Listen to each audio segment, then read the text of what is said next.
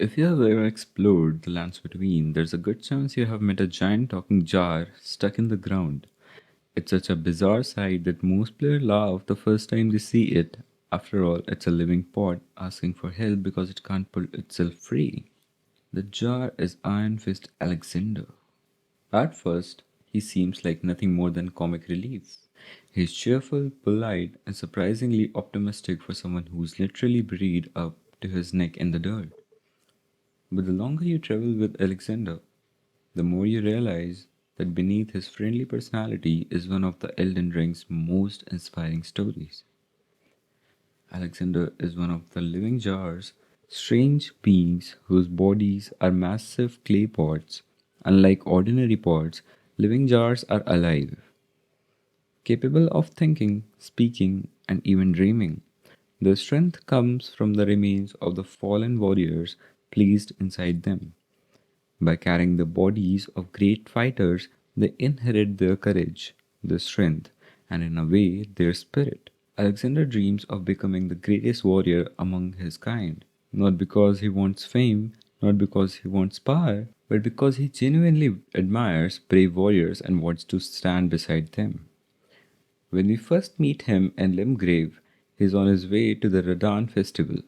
He has traveled across the lands between for one reason alone to challenge General Radahn, one of the mightiest demigods to ever live. To most people, that sounds like suicide. To Alexander, it's the opportunity of a lifetime. When the festival finally begins, Alexander stands shoulder to shoulder with legendary fighters from across the lands between.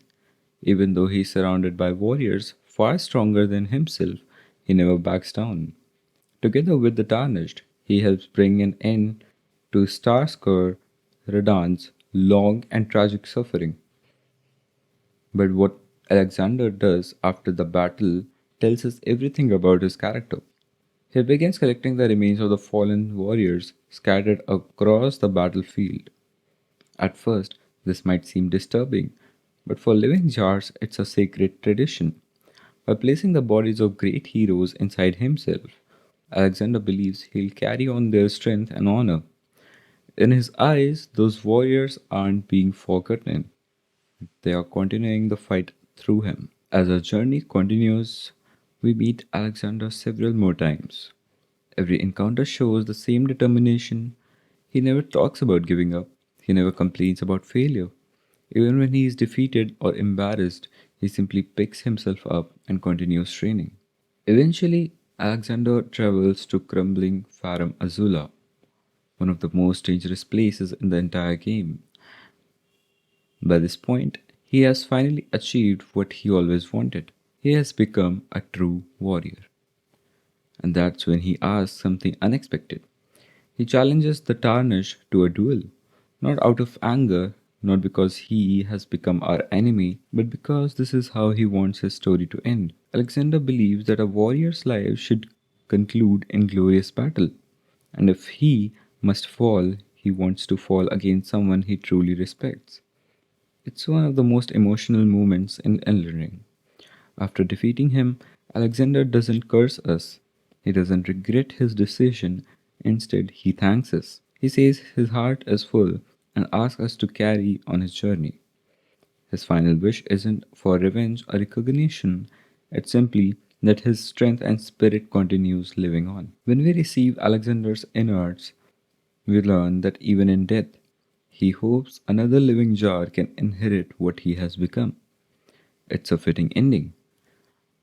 Alexander spent his entire life fitting himself with the courage of others, and in the end, he became someone worthy of inspiring the next generation himself. That's why Iron Fist Alexander is remembered so fondly by the Elden Ring community.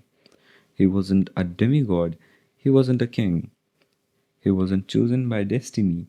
He was simply a warrior who believed that true strength came from courage, perseverance, and never giving up. And by the end of his journey, he had become exactly the hero he always dreamed of being.